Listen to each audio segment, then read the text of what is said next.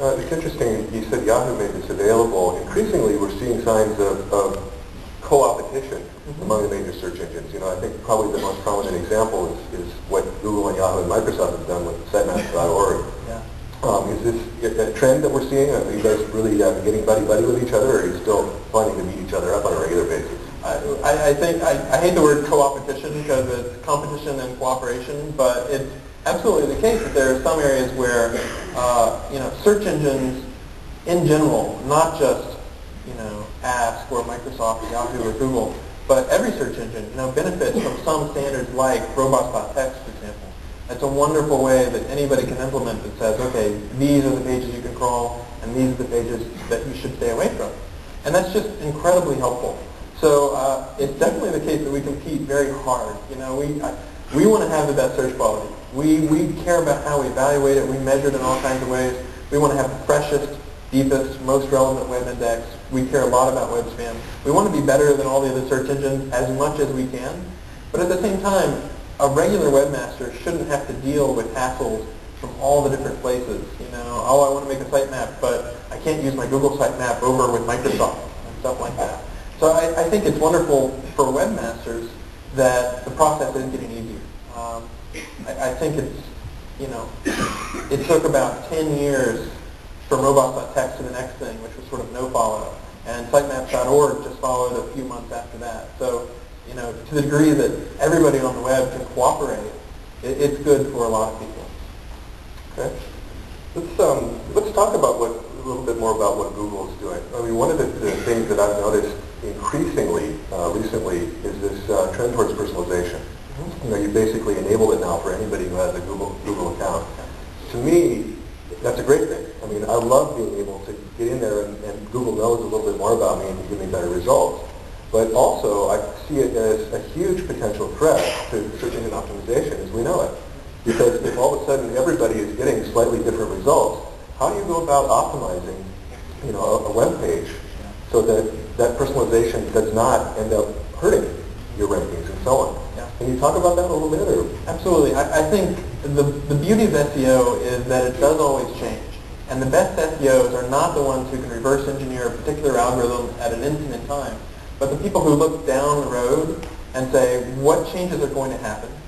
How can I adapt to those changes? How can I get ready? And you can see a clear trend where to do black hat spam, you can do it, but hopefully it takes more effort than it did, say, 2 years ago. And you can see this trend where a lot of people are thinking about link baiting and trying to create hooks that are very interesting. They're trying to essentially do white hat SEO, trying to find ways that people can attract links organically. Personalization is, in my opinion, going to be another sea change in how websites get ranked. And the nice thing about personalization is you don't have one monolithic set of search results anymore. So let's hop in the Google time machine and go back to 2002. We do a monthly index update in 2002. If you rank number one for data recovery or car insurance or whatever your favorite phrase is, you're a very happy person. You're a happy person for 30 days. You can sit back, enjoy yourself, show your friends your number one ranking. Life is good. But what about all the people who are not on the first page?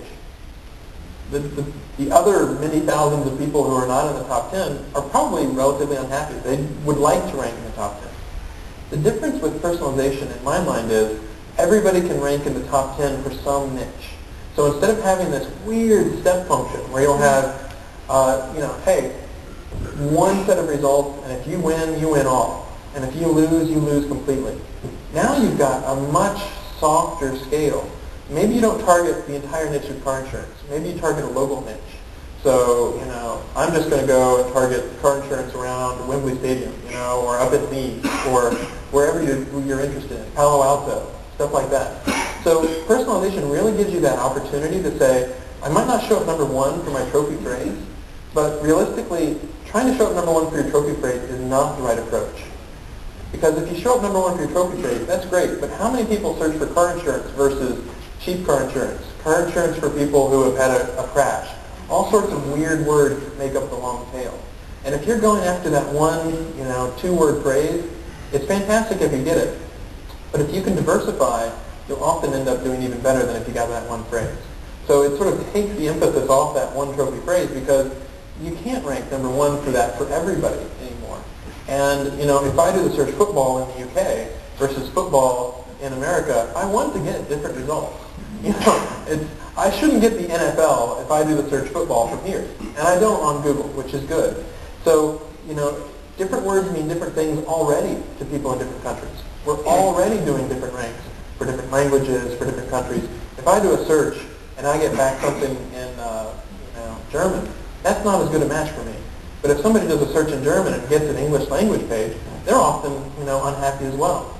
So already we've lost this property where if you had a URL where you typed in one query, you could send that to a friend and bookmark it, and it would be exactly identical no matter where you were in the world. But it's clearly a good thing because of different languages and different locations, and that's just going to get more specialized, different interests. The nice thing is, personalization, in my opinion, is going to be a big win for users. So it can absolutely be a big win for SEOs as well. You just have to figure out the niches and look down the road and try to figure out where you want to be so that when we get there, you're already sitting there and the users just arrive. When you speak of niches, it sounds also like you're talking about things like local or other areas. I'm seeing perhaps mobile becoming another big sort of area as well. Yeah, absolutely. It's kind of funny that Danny, for example, Danny Sullivan has long been preaching the idea of don't just go after search engines. For example, search engines have tons of services. And you'll see this now on Google where you'll do a local search and you'll get a one box that has a map, an address, and a phone number. And so if your particular phrase is, pizza in Southampton or wherever, that's going to be fantastic if you can show up in Google Local. So don't just target web search. Think about the full portfolio of all the different sorts of things that you want to show up with. And, too many people don't look at their own websites on a mobile phone. If you have a blog and you have like 11 items of feed flare, send this to Furl, send it to Delicious, Dig It, Reddit it, all this stuff, that doesn't look nearly as good on a mobile phone. So sometimes just making some small changes like that will get you ready for that next